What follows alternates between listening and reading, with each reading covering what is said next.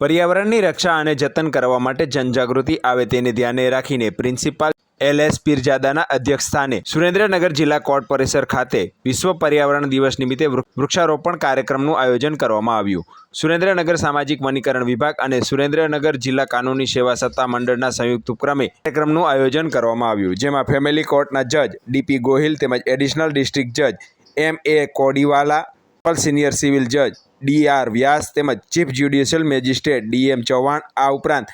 DLSA full time secretary DD Shah, bar એસોસિએશનના પ્રમુખ GD Jhala તેમજ નાયબ વન સંરક્ષક રાધિકા પરસાણા, મદદનીશ વન સંરક્ષક DS સાગઠિયા તેમજ rain forest officer Vikramsinh Chauhan, AB Patel,